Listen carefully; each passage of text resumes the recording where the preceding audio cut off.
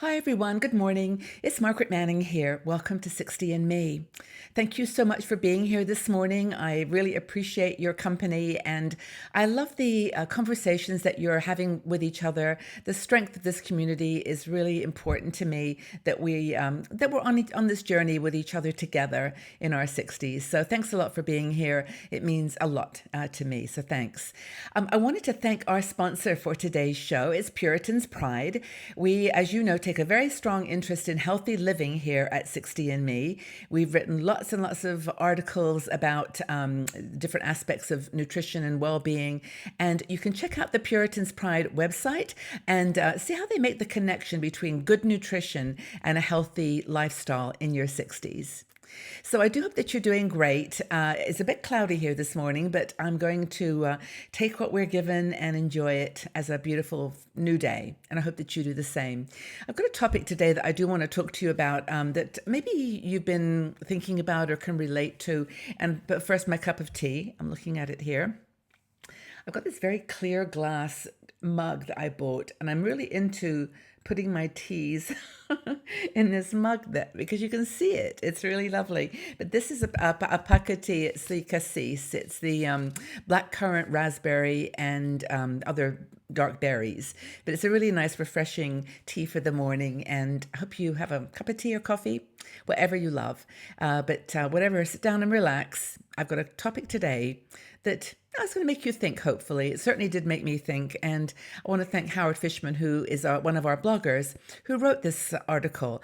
And I'm going to talk a little bit about his story, but also my own experience with this concept of feelings of vulnerability as we get older. Now, Howard starts his article. I'll send you the link to this. He starts his article by talking about a fall that he had when he was somewhere, and he fell over and hurt himself. And it reminded me of the time that I did the same thing in Paris. I fell over and tripped, my shoe got caught, and I fell over and broke my tooth, and my glasses broke, and I was in pretty bad shape for a little while. And it really made me realize how I've changed as I've gotten older. I wasn't paying attention. It was my own fault. I tripped on shoes that were not practical for the walking I was doing. And, I just felt very, very exposed and fearful and vulnerable. So Howard talks about this whole concept of coming to grips with being older and coming to grips with being vulnerable. And that feeling that we're changing as we're getting older. And it's, that sense of weakness, which isn't really weakness. It's just awareness that we need to have of our changing body and our balance, and just be more aware of, what our limitations might be. He actually talks about a quote from a man called David White, who says, it's really vulnerability is what makes us human. It's what makes us aware. And I think that's a really, really a powerful way to approach aging. I am aging, therefore I am vulnerable. And there is a very big difference between 50 and 60 and 70. And I'm going to talk about that another time, but I think it's as you get a little older, you may think in your 50s, no problem, I've got it under control. But then you do start to change and things do happen. So anyway, vulnerability is something I think that we can live with in our 60s and 70s and beyond, and learn from it. Now, he talks about worrying being a worrier and versus a worrier. And it reminded me actually of a quote by a Tibetan teacher that I studied with when I was in Boulder 45 years ago, Chogyam Trungpa Rinpoche. And he said something that really has stayed with me all my life, which is the only true elegance is vulnerability. Powerful, powerful quote. And what that really is saying is that ultimate bravery, the warrior, is about not being afraid of who you are. That sounds like a lot of words that are pretty easy to kind of absorb, but they're not. It's very powerful. So Howard's conversation about being a worrier and a warrior is quite relevant, because even though we go through these changes that affect our physical body, you can do things to prevent a fall. You can do things to anticipate things that you might worry about and have a more realistic awareness of our surroundings and how we fit into those surroundings. I think it's super important. And also have awareness to make good decisions. Good decisions about what to wear, ways of shoes, where to go, how to limit your activities so that you can handle them and you can manage them. But it all goes back to what, that quote said at the beginning, which was the ultimate bravery is knowing who you are. Not trying to be something that you're not trying to push yourself beyond the limits that are reality for you, but to just be who you are and to love it.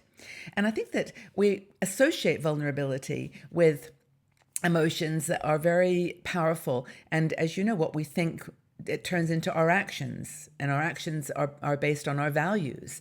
So, it's really important that spending time in our 60s to get to know ourselves and embracing that, not fighting it, is really a powerful tool for having a healthy and happy life in our 60s and not always feeling like regrets and worries that we're not going to be good enough or we're not going to be able to do those things that we really want to do. There's a line. We may not be able to do some of them, but there's also, through awareness, self-reflection, an understanding of who we are and what we can do. I actually, there was a quote by Brene Brown, and I wanted to mention that quote if I could find it, but it's basically says that, I think this is, we associate vulnerability, I'll read it because I can't remember it all, but we associate vulnerability with emotions that we want to avoid, such as fear, shame, and uncertainty. But yet we often lose sight of the fact that vulnerability is also the birthplace of joy, belonging, creativity, authenticity, and love. And I think that's it. When you recognize that you're vulnerable, that you're not in charge of everything, that you've got boundaries that you have to respect, you do start to find spaces for all those things. I love that quote by Brene Brown. And if you have not visited her website or listened to her TED Talk or read anything about her or read her book of hers, I would highly recommend it. She has written about midlife and about the awareness of vulnerability and how it leads to shame and despair and fear in such a way that I've never read, there's no other writer that I've actually read who captures it like she does. So Brene Brown, powerful writer. But anyway, that's it really. That's what I wanted to chat with you about today. I wanted to chat to you about aging and vulnerability, and how we just have to learn to live with it a little bit and not be hard on ourselves as we experience these things in our life that remind us of the changing years. So anyway, stay healthy and well right until you possibly can, but also know that there may be some things you have to accept and embrace. So what do you think is your personal degree of vulnerability? When you go out into the world, how vulnerable do you feel? Be really, really interested to understand where you feel you are in that spectrum. And where are you on the worrier spectrum? Are you more of a worrier or are you a warrior? Not putting any value judgment on this. I just am really curious to have a conversation about, how vulnerable you feel that you are and where you place yourself on the worrier versus warrior spectrum. I think it could be a really good conversation. So leave your comments in the section below. Let's have a chat and I'll join in too. And I really do look forward to reading your comments. And I look forward to seeing you all again very, very soon. So have a wonderful day, everybody, and take very, very good care. Bye-bye for now.